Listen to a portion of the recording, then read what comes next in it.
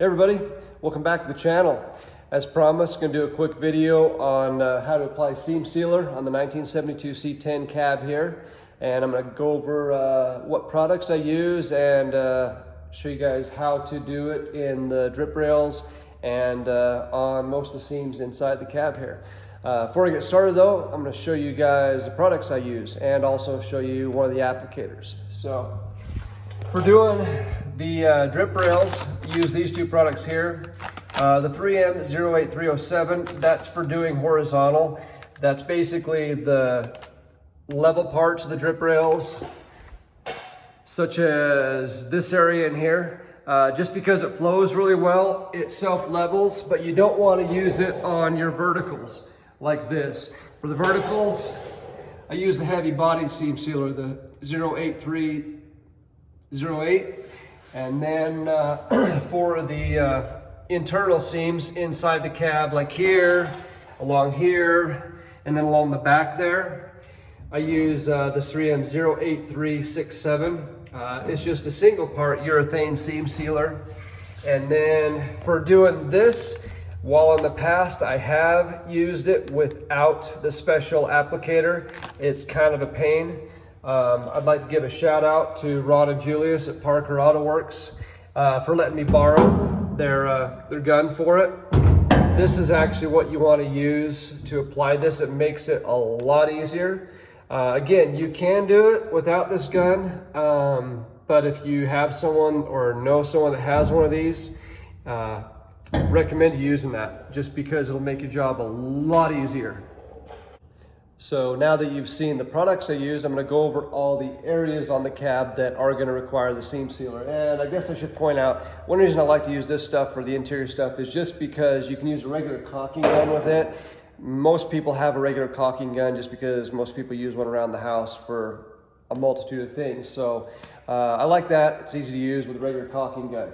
So inside with that particular stuff, again, I'm going to do here inside the A-pillar area, all the way across the floor there, all the way across the back of the floor here with that stuff. And then there are a couple of areas up under the firewall area that I'm going to do that. And then another spot that I'm going to use that stuff is actually right in here on the front of the firewall area, on the front of the cab. As you can see, the front of the cab, I'm going to run that stuff along here. And then also inside here, just because I don't want any water sitting in between that pinch weld right here. So I'm going to do inside and outside with that. And then this one should be done too if you have any large gaps. This one I'm not going to do just because there will be enough buildup of the base, well, I should say enough buildup of the sealer, the base, and the clear that should seal that one up. So I'm not going to worry about that one. However, this one right here, I'm going to do that one. And then there is this one that's needs to be done on both sides as well. And all these have been, they did have seam sealer from the factory, but I removed it all either by sandblasting or with a wire wheel when I took this cab down to bare metal. So those are the ones I'm going to hit with the single urethane. And then as far as the dual part, which these are both a dual part epoxy seam sealer. Again, going to do the full drip rail all the way down to here with that. And then I'm also going to do right here. And then as you can see, this gap right here between the rocker and the B-pillar, I'm going to do that, as well as right here between the rocker and the A-pillar coming around through here. I'm going to do that with the seam sealer as well. And for most of these areas in the front and the back, I'm going to use this heavy bodied stuff because it does not flow. It doesn't move much. I'm going to use that for that, and then use this stuff for up top on the drip rail. So I've got my beads of urethane down, and basically you just run this down as you would any caulking gun, about a small 1/4-inch bead, and then just I just take my finger or my thumb and run down through it just to get a smooth bead. These don't really matter as far as looks because they're all going to be covered by carpet. Here's a shot of the A-pillar as well. And then below the windshield, and I did actually decide to do a very small bead along there just as a little extra precaution, as well as, like I said, inside the cowl there and there. And I also did over here as discussed.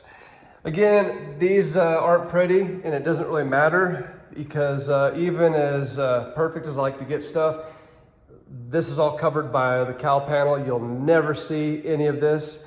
And these, obviously, all these are going to be covered by carpet, so you'll never see those.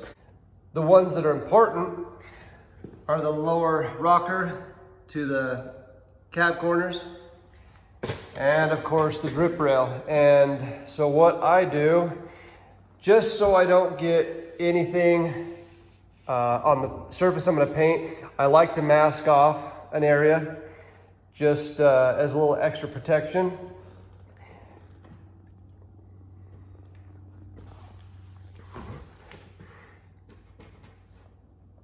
I also like to put something right here to catch anything that might drip down, so I don't have to worry about my surface here. This is a heavy bodied sealer through here, so it shouldn't really matter too much. I just like to do that as a precaution anyway.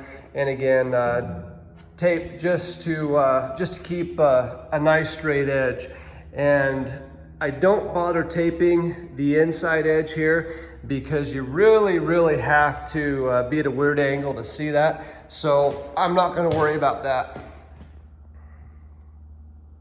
And what I like to do with the heavy bodied is come up vertically to about where the horizontal spot is. About right here, and from here down I'm going to do the heavy bodied first, and then what that does, it leaves a little ridge right here, so when I do the self-leveling, it'll all level in here and it should flow up to the heavy bodied and meet and level out. So there should be a very little or no transition right there.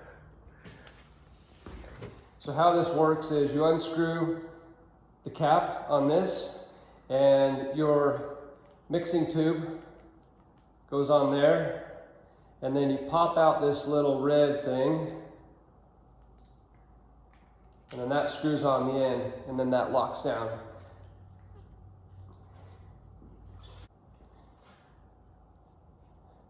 And then this just seats in there like that, like a normal caulking gun. And then as you squeeze this goes through and mixes your sealer.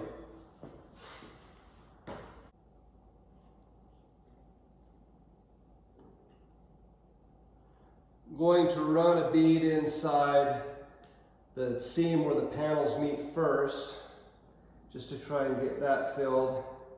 And then I will come back with a little bit thicker and do the whole channel.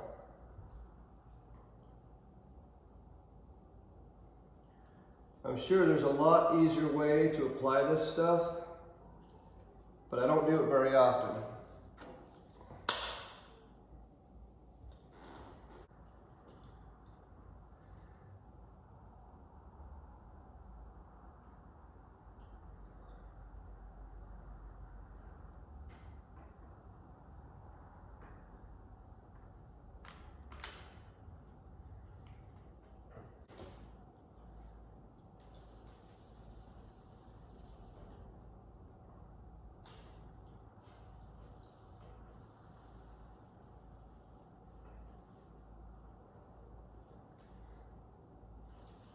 Just some wax and grease remover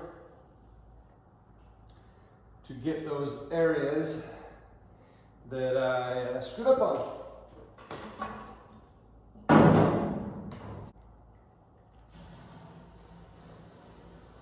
I like to take the tape off while it's still wet. just to give a nice crisp edge.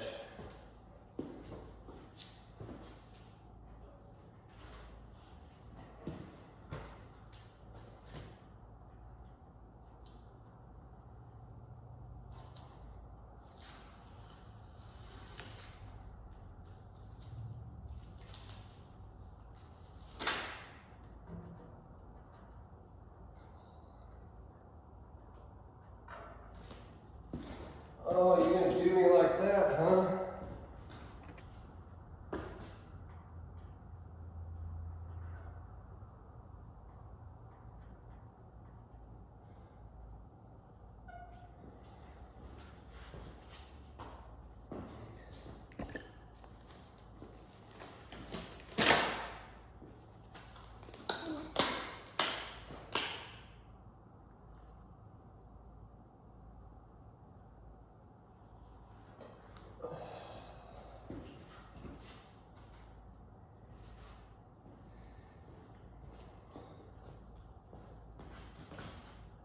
It's about as good as I can do. That's, whatever, good enough. Hey guys, so what I wanted to do is get a shot of doing that final self-leveling seam sealer, but there's really no way to do it well and be able to do a good job with it and try and film at the same time. So I'll try and go over basically how I did it the best I can. As you can see, it's self-leveled really nice. What's left will be covered by paint really well. There is a little bit of a bump right here where the transition between the heavy-bodied and the self-leveling seam sealer is, but I'm not too worried about that. I think I can smooth that out a little bit. But how you apply it is basically you want to lay this stuff in thick, knowing that it's gonna settle down a little bit and level out. So I just go ahead and put in a heavy coat inside here, and then I come back and with my finger, I will just lightly glaze the top of it. That helps level out any high and low spots. And then also what that does is helps push it against the tape that I had on here. And then once that hits the tape and it starts leveling, then I go ahead and just pull my tape completely off while it's still wet, and then it will level out. Why I pull the tape off is because if you don't, you'll get a tape line, and if it'll focus for me here, I don't know if it's easy for you guys to see that or not, but this line here where the seam sealer meets the bodywork, there is very little ridge, if any. There's a little bit of a ridge right here that you can see, but it is a lot worse on film than it is in person. And most of that's going to be covered up by your sealer and your base and clear.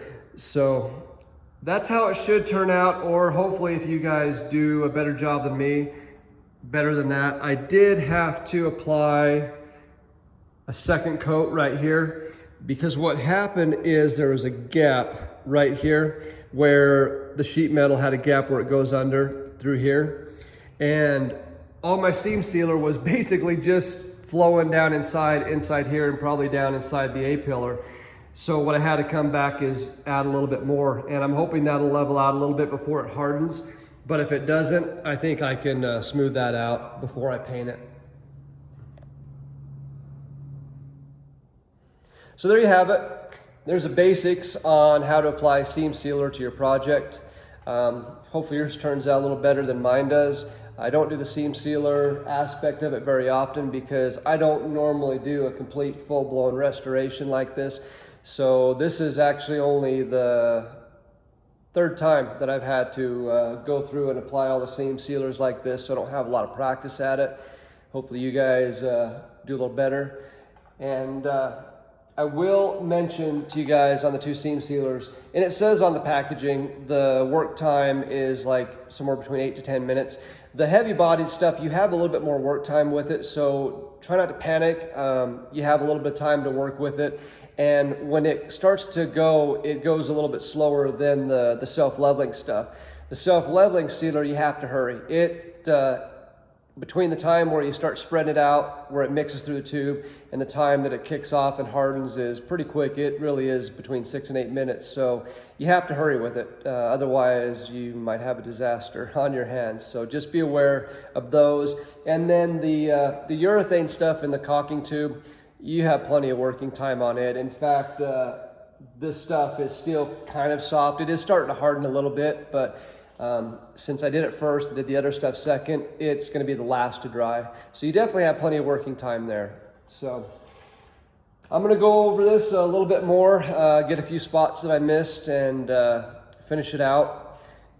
Next time you see this, it's going into paint. I'm going to paint the inside first and then do the outside, hoping my paint shows up at the end of the week. So the next time you see this cab, it'll be going into final paint. So exciting times ahead, finally. So everyone, thanks for watching. As always, appreciate it. More videos to come. See you next time.